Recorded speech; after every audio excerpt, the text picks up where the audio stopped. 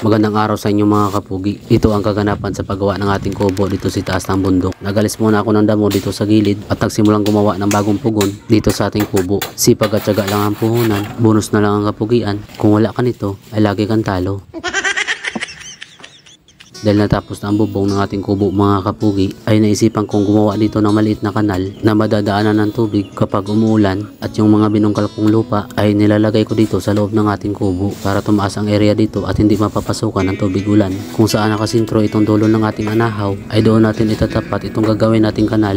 Ngayon ay hindi na ganong basa itong lupa kaya medyo hindi tayo nahirapan sa pagkuha. Itong kinuha ko ditong gawayan ay dati itong ginawa kong hagdan, ngayon ay hindi na madadaanan dahil sa nakaharang na dito ang bubong ng ating kubo. Pinantay ko lang dito sa pagbungkal ko ng lupa para yung iba ay mailalagay ko na dito sa gitna at matatabunan din yung damo dito sa ilalim ng lamisa. At nung pumantay na sa pagkakabungkal ko ng lupa ay nagsimula na ako dito maglagay ng kanal sa gilid ng ating kubo habang sinasabay ko sa pagpantay dito sa loob. Buti na lang hindi ngayon dito umuulan dahil malagkit at madikit ang lupa kapag nababasa. Sa uli ko na din ito papalitan ng lamisa at upuan para kapag napapagod tayo dito ay meron tayong mapahingahan dito sa loob ng kubo. At kung napapansin nyo, hindi ko lagi nakakasama itong aking biyanan ay lagi yun abala sa pagkanggot ng niyog doon sa ibaba ng bundok. Umakyat lang yan dito para tingnan ang kanyang mga tanim at lagi niya rin ito nakikita itong aking mga ginagawa at medyo natuwa na rin yun dahil may bagong pahinga na naman kami dito sa itaas ng bundok. Pagkatapos kong gumawa ng kanal at magpantay ng lupa ay balak ko munang alisin ang mga damo dito sa gilid ng ating kubo, pero bago yun ay tinignan ko muna kung may nakatira dito sa loob ng kawayan.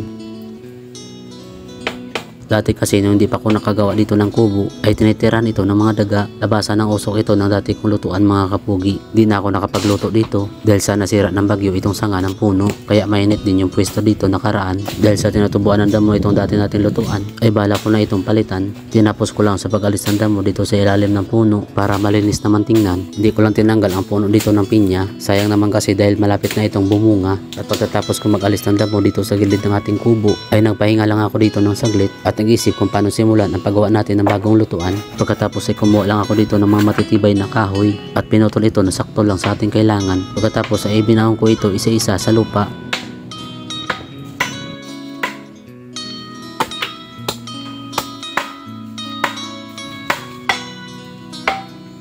At nung pumantay na sa pagkakalagay ay pinakuan ko naman kagad ito para lalo pang tumibay. Imbis na ayusin ko yung pugon na ginawa ko dito sa lupa ay napagpasyahan ko na gumawa na lang ako ng bago. Medyo mababa kasi yun mga kapugi, kaya kapag nagluluto tayo dati dito ay umuyuko pa tayo. Ganon pa rin ang style ang gagawin natin dito, kaso inilipat ko lang ito at patataasin ng kaunti at medyo nakalabas ito sa ating kubo. Kaya pagkatapos ko ditong gumawa ng lutuan ay dudugtungan ko kagad ito ng bubong gamit ang anahaw para hindi ito mababasa ng ulan. Papakuan ko ng kahoy ang buong palibot nito mga kapugi at dito ko lang ito sa loob inilagay para kapag nilagay natin ito ng lupa ay hindi ito masisira. Ayos lang din na hindi tuwid yung mga kahoy na aking inilagay. Ang importante ito ay matibay, kaso yung mga kahoy na kinuha ko nakaraan ay dito lang mauubo sa ginawa kong lutuan. Sa busy ko dito sa paggawa ko ng dapugan ay hindi ko napansin na nagmukha na pala ako ditong longganisa dahil sa aking kasuutan.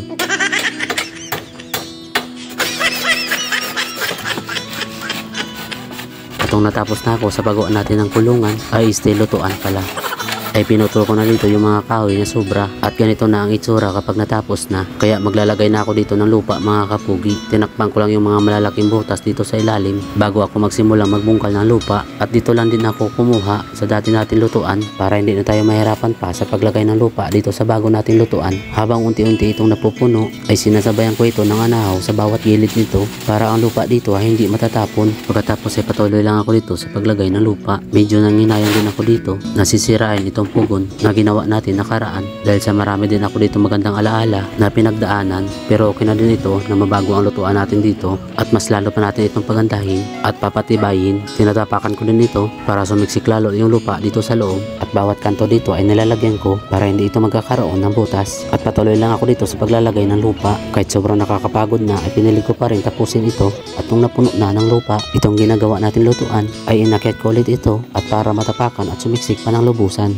Pagkatapos ay kumuha ako dito ng pinutol na kahoy para pantayin itong nasa itaas at dinurog din yung mga buo pang lupa. Paki-comment naman kung saan nakabot itong aking vlog mga kapugi. At kung nagustuhan nyo ito, please follow, like, and share naman itong aking page.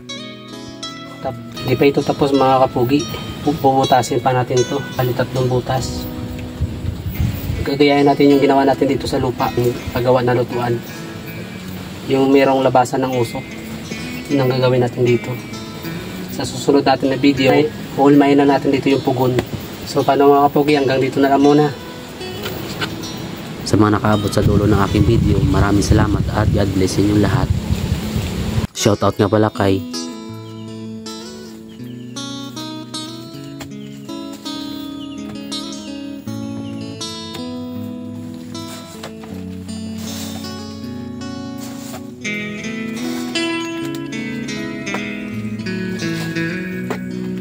at yun lamang po mga kapugi, maraming salamat.